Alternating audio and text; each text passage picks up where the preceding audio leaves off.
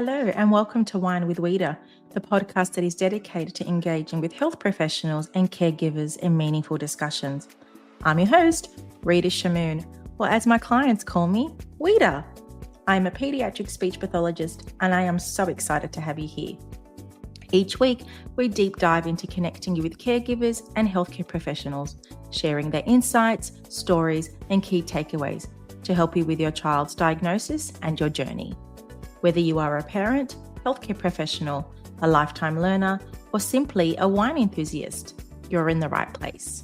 So let's sit back and relax and enjoy today's episode.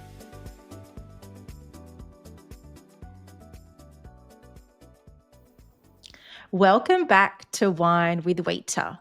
This week, in honor of Carers Week, I'm joined by someone whose story truly captures the strength, challenges, and resilience of carers. Janice McRandal. Janice is a mum of three and a national parent peer with ENVISAGE. Inspired by her son Leo, who lives with a rare genetic disorder, she has combined her lived experience with her background in humanities and disability studies to champion carer well-being and meaningful change. In our conversation, Janice opens up about what it's like to find your voice as a parent, from a confidence-shattering moment in the NICU to navigating complex caregiving in the early years, and finally stepping into her advocacy and leadership role. Without a doubt, it's going to be an honest and deeply moving discussion about parenting, resilience, and the power of community. I can't wait to get started on today's episode.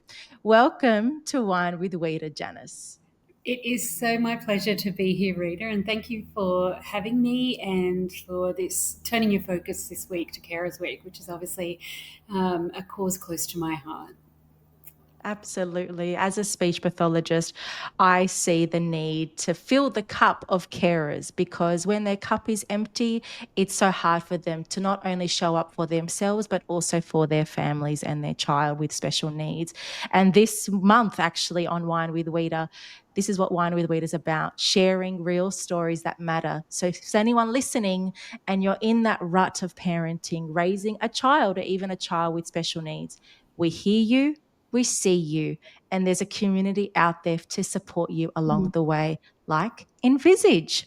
So, Janice, let's talk about yourself, your family, and your role with ENVISAGE. Yeah, so I'm 45. I am a parent to three kids, an 18-year-old, a 15-year-old, and a 7-year-old. The eldest two were from a previous relationship, and Leo, who is my son with a disability, came along 7.5 years ago. So it's quite a spread. My partner and I both work full time, and it's a juggle. I also have a parent in the early stages of needing caring and support as they navigate the home care system.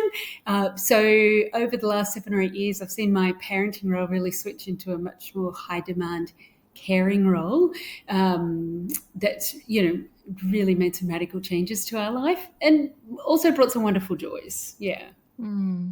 Let's talk about Leo. You've mentioned rare genetic disorder. Can we describe that a little bit more? Yeah. And I feel like I should say, genetic testing is getting so precise. So I feel like everyone's got a rare genetic disorder these days. Leo has a condition called GRIN2B, which is a syndrome on the 12th chromosome, and the GRIN variations of syndromes are about receptors that aren't functioning in the brain. So it's what's called a de novo, a random mutation that happened after conception. It has nothing to do with my genes or my husband's genes, and genetic testing and studies are finding that actually so many disabilities are just these random things that happen that can't be traced back after a child is conceived. And Leo was diagnosed with that when he was about 2.5 or 3. At first, earlier on, he'd had diagnosis of global developmental delay, cerebral palsy. We weren't really expecting a precise genetic diagnosis. They gave us about a 50-50 chance. And then when that came back, we were a little bit shocked. it's very broad diagnosis, like a lot of these genetic diagnoses. For some children who have Grin2B, they're running marathons. For Leo, it means that he has extremely low muscle tone and he doesn't. He uses a wheelchair. He's will be unable to walk and to sit unassisted. He's very floppy, so he's got really low Mm. muscle tone. He's nonverbal. He has a very significant intellectual disability. So, what parenting looks like with him is so different to what it looked like with my other two children. Yeah, yeah. So he was diagnosed at 2 to 3 years of age, and I'm assuming way before then you were really going off his difficulties, such as sitting, communicating, even feeding. What was that experience like for you as a mum, with the confusion of I need to know what's happening to somewhat give me comfort to know what the next step would be for my child? Yeah, so Leo was born 2 months prematurely. My previous two kids had been uh, both born by emergency Caesar, but really that was due to being overdue and enormous, and everything Mm, kind of went straight forward with them. Like, oh, there were breastfeeding issues and mastitis, but otherwise, I found those early years, I have to say, pretty easy with I don't know, that's so not many people's experience, but I certainly, I really enjoyed those early years with my eldest two. And once feeding was established, just found it pretty straightforward and I felt confident. I knew what I was doing. Um, mm, Leo was born 2 months premature. That was a shock. I'd never naturally gone into labor. The whole experience was quite shocking and traumatic of having him prematurely and then being rushed to the NICU. And then after getting out of NICU, spending a month in special care and being there and that even very basic things very early on in those first few days. Like nobody had told me in the hospital I was allowed to go down to sit with him in the NICU. So I was sitting up in the maternity ward after having a third C-section, and a nurse yelled at me for not wanting to be with my child. What kind of mother would want to? But nobody had taught. I didn't know. I didn't have this information. I wasn't sure I was allowed to be down there, or should I be expressing? So it was immediately this really disempowering experience of don't know what I'm doing. This is not like what I have had. I've had confidence skills for previously, and then just like the emotional sort of carnage in your wake from that moment. So, Leo mm. did pretty well in special care. He got home at a corrected age of 36, 37 weeks, which is really good result. But I knew immediately that he wasn't feeding, with the kind of gusto that my big, Yeah, yeah. previous children hadn't. And by 3 months, yeah, I was already sort of saying to my partner, I think this child has CP. Like I know there's something wrong. So he he was then failing to thrive and chronically underweight. So by 7 months, we were in and out of hospital for the next 2 years. Mm, So long time before the genetic diagnosis, we were in the medical relationship to our mm, child, mm. and just a very different experience. Every couple of weeks, I'd be in hospital with him for 2 weeks because he was so underweight. Yeah. Yeah. I want to apologize to you. Like, how I'm sorry that you went through that with firstly going into early labor, being quite confused because you don't know what going into labor was like given your previous experiences with your other two, but then feeling quite isolated, overwhelmed with confusion, to then somewhat being shamed for not following your mother's intuition to going down. And I think that just reflects on the need as all healthcare professionals to not only assume, but to support every parent as if it's the first patient that they're ever caring for. And we Really highlight that even as a speechie, we break the news all day, every day of a diagnosis, but that's the first time the parent is hearing those words. And it's so important as healthcare professionals, we always remember that. Yeah, absolutely. And I should say, the hospital, they did apologize for this one staff member, Mm, and other staff members were horrified, and there was wonderful staff in the special care that supported me after that. But it was, as you said, it was this new way of relating to parenting in which there were these gaps and things I didn't know, and things I didn't feel confident about. And and keep coming up again and again with health professionals and other professionals that were making assumptions around that. And Mm. and you're tired and you're emotional and you're scared and you have other kids you feel you're neglecting and you feel, yeah, shamed is the right word. You feel like you're being shamed Mm. at your most vulnerable. Yeah, yeah. What support did they offer you in that moment? Um, it was interesting to both my partner and I that actually, like, at no point we're in public patients, big supporters of public health. There was no, in the special care and NICU, not once did any sort of like social worker or chaplain or anybody appear in the hospital to talk to us. So we were surprised by that because it seemed like such a place of trauma for so many Mm, mm. people and fear.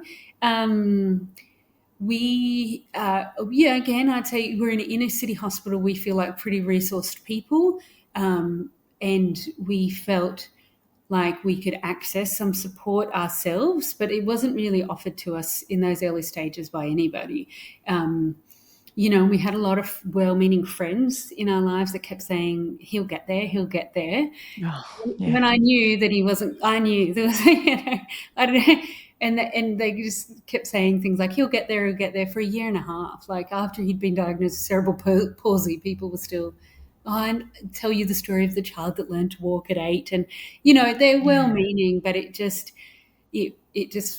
was deflating and disempowering every time because it felt like you're refusing to see us and our situation as it is, and that's the only possible way you could support us is to meet us where we are in reality, not in what Yeah. makes you feel better or what you hope for the future.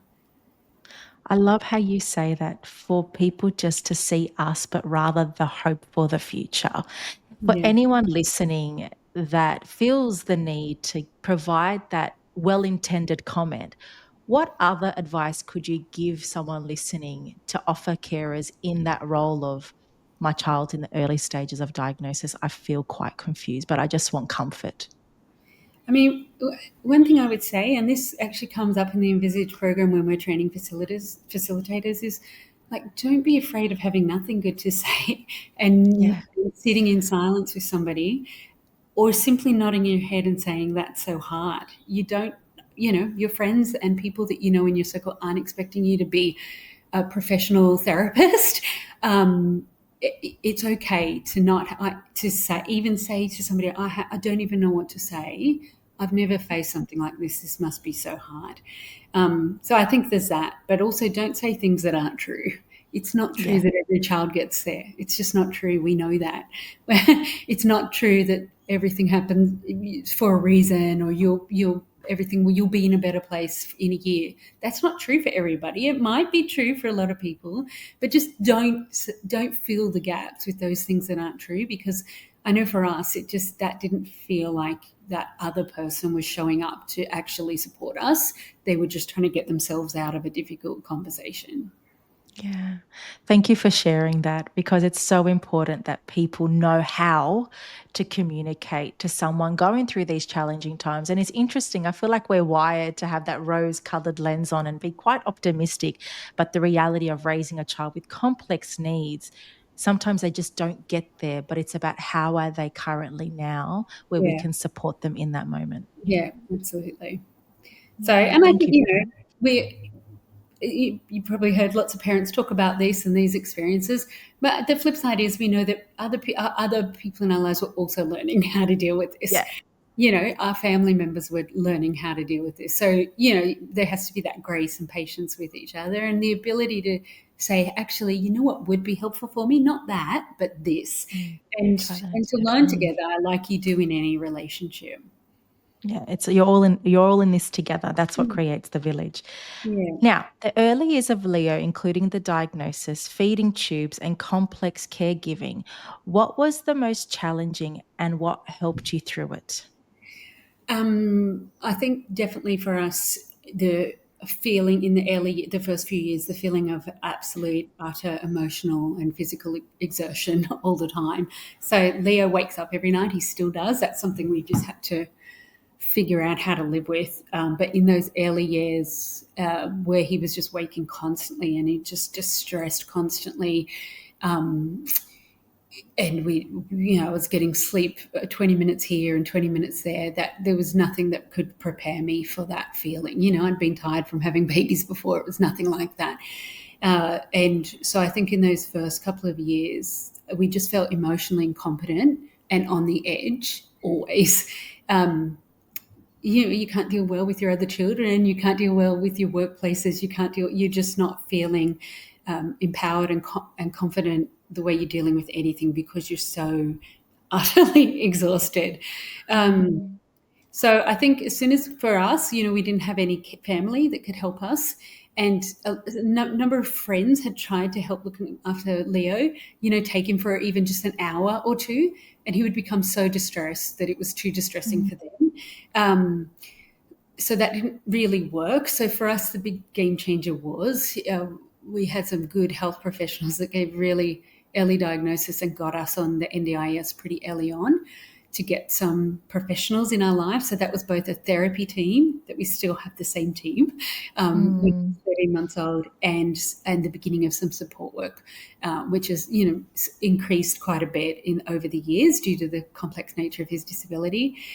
And that really, that so many of us have challenges and stress and trauma around the NDIS, but I'm also Mhm. so grateful to live in a time where that was made available to us. That absolutely was the game changer. Like people in our lives, especially professionals, our speechy and our physio at that time, people who can be calm under fire. They're not Yeah. emotionally invested in your child in the way, the Mm. way family and friends are, and people that have experience dealing with all those things. It just really, it changed everything for us, getting those relationships and for them to be good, functioning, really, healthy relationships with therapists. Yeah. You really went into the depths of how exhausting it is and emphasized the importance of really creating that village to help you along the way. How did you? My next question is, what does it mean to finding your voice as a parent, and what does that mean to you? Yeah, I think that that's been an ongoing journey. So Leo's 7.5 now, and I think it's the last couple of years. I would say my partner and I have really grown a lot more, even in that space. And I often think about this because I think I have a professional background in academia. Um, I am a bossy little, I was a bossy little girl. I've been a confident, bossy person in my life. And I found it so hard to speak up around Yeah. things to do with Leo. So then I think how hard it must be for somebody who's never been confident in those situations, or somebody that has language barriers or other accessibility issues. Like if I'm finding this so hard, um, early on, it was really just feeling steamrolled by the medical and therapy train that took over when Leo was little. And again, I spent so much time in hospitals, lying on the floor for weeks at end, and people would come in. The team would come in the room and do the rounds and talk over you or around you, and it never, even those stages, never even occurred to me to speak up because I just didn't have the emotional energy. I really didn't. Yes. So early on, it was nurses that were helping me in the hospital speak for myself when I couldn't, or I knew I'd cry if I started speaking. It was emails back to professionals after the event because I couldn't speak up in the moment, of saying, hey, I've been thinking about this and I'm wondering if we could do this instead, or not that, or it doesn't work for us. And then it took a few years for us to be able to assert our voice in terms of planning Leo's therapy. Like, so any parent that has a child that's had lots of therapy knows it just takes over your life. Yes. It's like a web that comes in and takes over your life. We had one car, two other kids with all their activities, two jobs, one child. Are the therapists coming to us? Are they going to them? What are the weird hours that we were doing to make it work? So for several years, my partner was picking up Leo from childcare, bringing him home to do therapy, and then taking him back to childcare twice a week during his workday, which is just madness. Like Interesting. Mm. so it took us a while to be able to even say to one another, oh, Leo's therapy is really important, but actually maintaining our life and having some balance is the most important thing. And to say that out loud, at first we felt a bit guilty. No, you have to prioritize the therapy, prioritize the therapy. Learning how to say that to each other and then to have the conversation with therapists it took some years. And again, I say, as a confident, in a professional situation, I would say anything to anyone. But in that space, it took us a while to learn all that. And, we're still finessing and making changes to how we do therapy and what our week looks like so that we can have balance for ourselves, to take care of ourselves, but also to take care of our other two kids. I mentioned I now have a mum that needs a high level of care. So we're still making assertive decisions about that. But finally, I would say I feel confident saying to the therapist, no, that wouldn't work for our family. We're not having therapists in the house at 7 o'clock in the morning anymore. Yeah, an intensive's a great idea, but if we don't have a support worker to bring him, it's impossible for us. And now I'm able to say those things. So long journey and lots of trial and error and practicing in the little ways so you can later on do the big things. I love that for you. I love that you've learned how to advocate not only for your Leo, but for yourself too, which is equally just as important. And as a healthcare professional, I feel parents feel like they can't say no to what we offer in Yeah. terms of therapy options because there's this somewhat of a misconception that we know it all. We know what's best because we are, in my case, the communication expert. But the reality is, I know academics, I have clinical expertise, but I don't know your life. I Yeah. don't know your child. This is why it's important we work together. I meet your need, and I can help you get your child to where they need to be in a manner that will also be appropriate and realistic for you too. And for any parent feeling like they're accessing so much and they're drowning in treatment and just wish for a different solution, please have these open and honest conversations with your healthcare professionals because we won't know until you tell us. Absolutely. Yeah, absolutely. And that's been I often use the example in Envisage training of like, when you go to the hairdresser and they say, do you like your haircut? And you love your hairdresser and you don't, but you just smile and nod your head. And I think, if I don't have the confidence to even tell my hairdresser I don't like my haircut, but then what I've learned is the flip side is, yeah, my therapist and my hairdresser are not mind readers. Unless I meet them somewhere, unless I tell them what I'm really thinking, I can't be angry at them for, so it's about both partners learning how to communicate. And, as therapists, you have to pick up, oh, this is how this family likes to communicate. And you're trying to navigate all that. The parents and carers, we have to meet you somewhere. We have to find a way without having these unfair expectations that what's going on in our family or Yeah. we don't want this or that. So, yeah, it's that give and take. It's about that healthy relationship between the two. Yeah. I love how you use the hairdresser example. In my case, it's like when you get your nails painted and you're bombarded with like 1,000 colors and you think, yeah, okay, I'll go with this shade of pink, but then it just doesn't complement your skin tone and you're sitting there in this angst that you don't like the color, but you don't want to disappoint the nail artist because and then you're just it's like, I just have to deal with this guilt, but just don't choose this color next time. Don't you hate that when you've chosen the wrong Exactly. color? All those situations. And I think most people can relate to that. And like, Yeah. oh, it's okay. I'm allowed to say, actually, now that I see that, it's like, can we change it? And then Yeah. everyone walks away happier from that exchange. And you'll return back to the same nail salon or Yeah. hairdresser because they understood you as a client as opposed to them being in their role and you being a customer. I love that. I love how we've got this relatability, don't we? Yeah, Okay. absolutely. Now, as a national parent, peer, and facilitator trainer with Envisage, how do you use your experience to support other families? Yeah, I think that the beautiful part of Envisage is from day one, the development of this program in its design and even the fundamental questions it asked to begin with was led by parents and carers out of their lived experience. So Mm, the whole program has and the research and the trials and now the implementation of the program continues to be led by parents with real experience. And I think one of the big things that I bring to that, along with my professional background in teaching and training people, is to always inject difference into every conversation. So, mm, you can imagine any community group, whatever it is, there's always that temptation to start to think everyone's experience is fairly similar or the same. And I think it's really important to make sure our spaces are safe for people whose experience was nothing like that. So, Mm, parent talking about the early years of their child with disability. Well, for me, that was particularly traumatic. Other parents, that might not be their experience. Later on, something's come up in a conversation with the family doctor, and something was discovered, and they say, "Oh, actually, no, that wasn't like that for me. Those first couple of years were really joyful," or, "Oh, I've actually never, I've had really good experiences in the hospital," or vice versa. So just making sure that we're always injecting space for people to feel like they can talk from their own experience, even if it's very different to everyone in the room, mm, um, mm, because that connection is so important, and feeling safe and feeling like your experience is valid.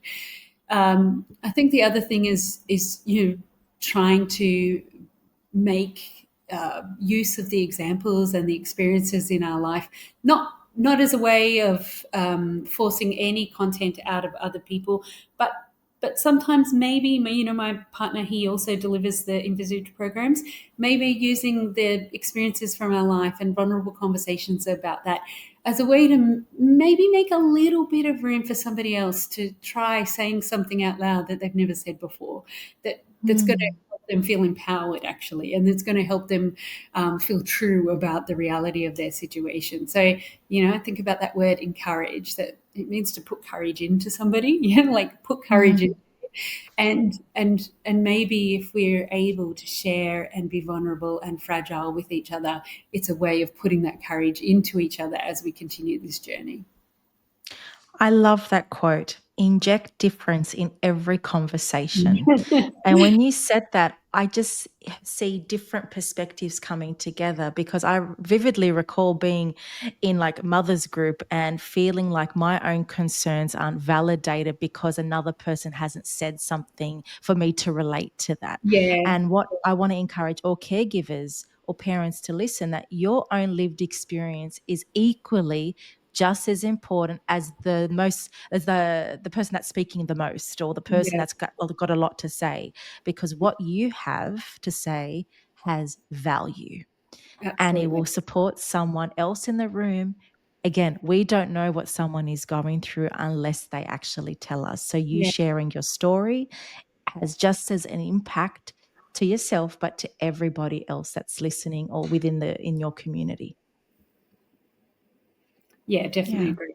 It's really lovely. Now, and this is what I love about Envisage. It's that it really sets up that community, the village, to not only support the child, but to really give the parents somewhat the advocacy skills, so they can learn like osmosis, right? That, Janice, if you're quite confident in advocating, then that empowers and gives someone the courage to do equally the same when it's their turn to advocate for their child.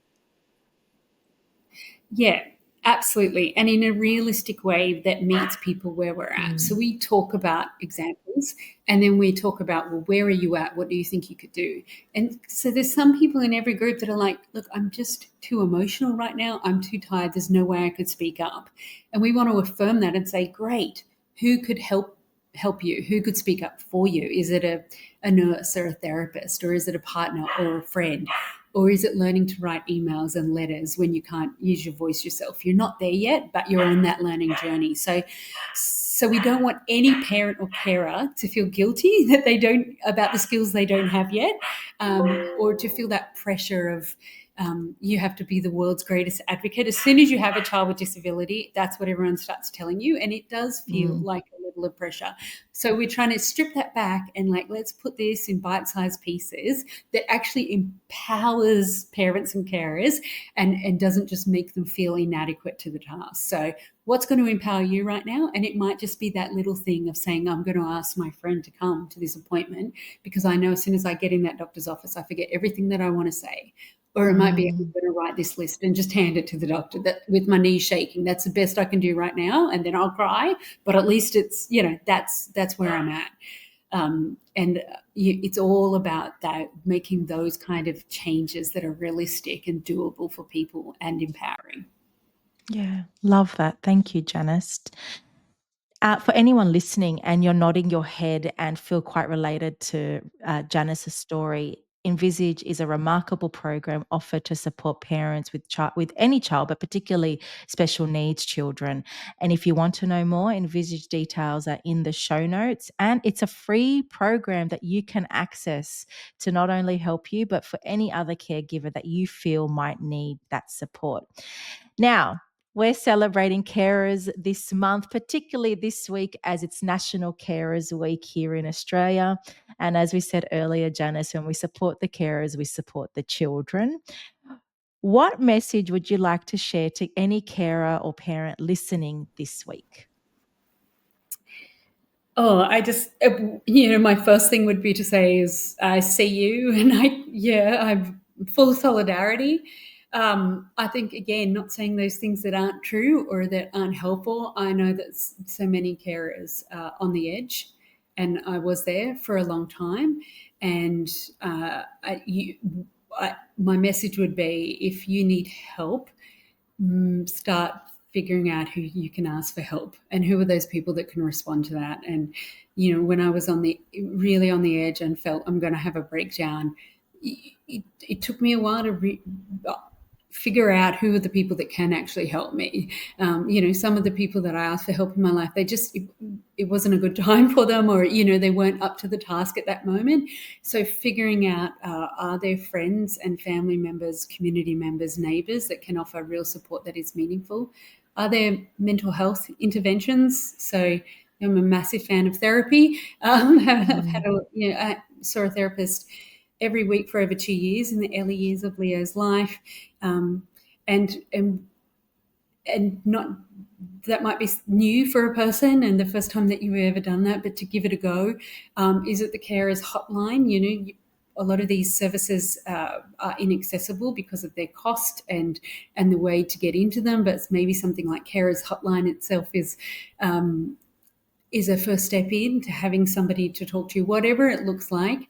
I think finding a way to ask for help has been pivotal for me and for my partner. And that's also included practical help. So, it took us a while to realize what was going to, people couldn't look after our child, non-professionals. It was just, it's too much, it's too complex. That's not possible. But we realized, he eats a pureed diet. People could make him meals, or somebody could mow our lawn. Anything like that was actually going to help us in the eye of the storm. And being able to say directly, like learning, actually, that wouldn't help us, but this would if you would like to. Zero pressure. But, people often say, if I can do anything to help. And one of my big pieces of advice to parents and carers is learn how to say, well, actually, yes, and be ready to tell them what. We sat down and we wrote a list. Well, actually, there is some things you could do for help. If you mean that, there's zero pressure, but these are the things. And that's been a big part of us, figuring out how to make our life sustainable. Yeah. Learning how to say yes. That's so hard, right? It's so hard. We You say just need yes to to helping others. yeah, yeah. We say And when the yes to help offering help. Yeah, and when they help you first, for us, we first wanted people to look after the child. Take the child away. I'm so tired. And when we realizing that help isn't what's available, figuring out, well, what would help. And that was a real game changer for us. We had so many meals cooked for us, and sometimes even by strangers. And I'd be in and out of hospital, and my husband would be home with the other two kids, and meals would arrive at our door, and it really kept us going. And so those kind of things, and being ready to say yes, actually, some help would be great, can really change your life from like, we're hanging on, we're white knuckling it, to okay, this is not ideal, but we can sustain this to the next bit, and that's the best I can do right now. That's great. Yeah. It's like I tell parents, what are you saying yes to, but also saying no to? Yeah. So Yeah. if by you saying yes to other people to help them, you're saying no to yourself. So by saying yes to receiving help, you're saying no to not feeling exhausted as much, or Yeah. saying no to being able to be more present with your child, saying yes to actually being more present with your child. So It's really challenging. Again, I see you, I hear you, but there's no shame in asking for help or saying yes to the help as well. Beautiful. Now, Janice, before we wrap up, looking back, what advice would you give to your younger self during those earlier challenging years with Leo? Um, oh, I'm not a big regret person, you navigate things Live the and best. learn. Mm. Yeah, absolutely. But I think that um, e- unsurprisingly, I would say to myself back then to trust my instincts. And, my instincts were good about all of those things. I knew things that were going on in ways that medical and health practitioners didn't.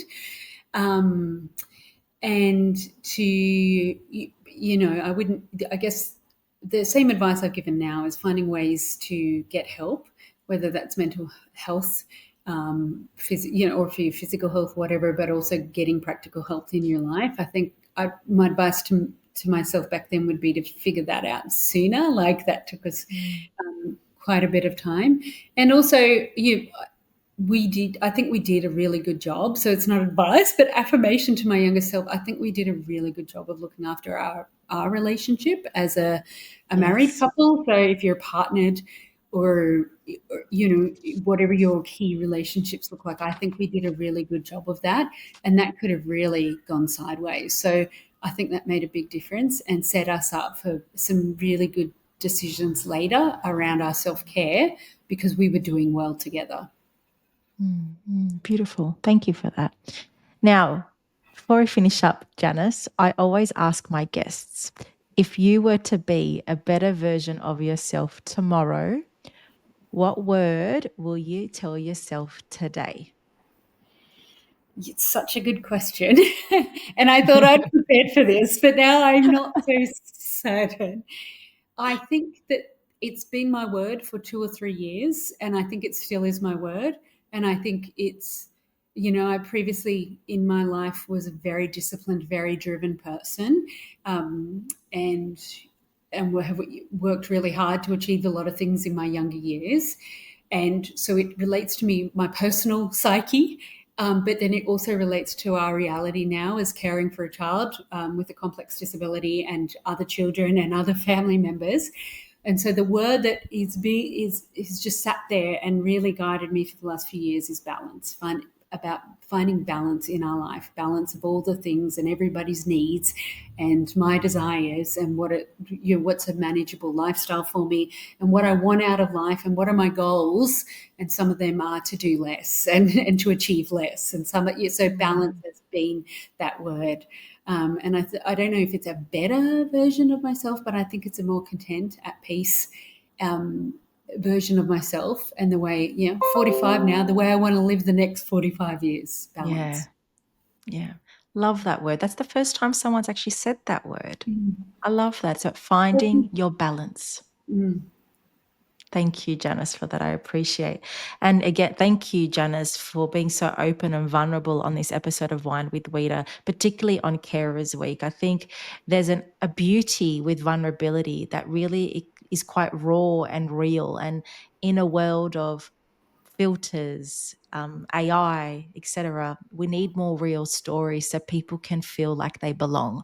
And that's what I really feel Envisage does. It provides that sense of belonging, community, and somewhat of a spirit for everyone to come together so we can feel uplifted and be there for each other to Yeah. create that safe space for people to be themselves. So if you're feeling like you want to join the Envisage program, please refer to the show notes, and without a doubt you will leave feeling inspired and probably even feeling like part of a family too.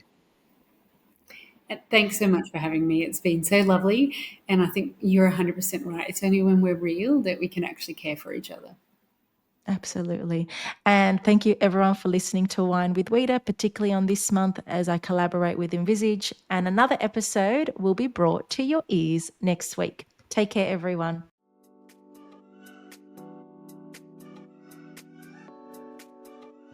Thank you for tuning into another episode of Wine with Weta.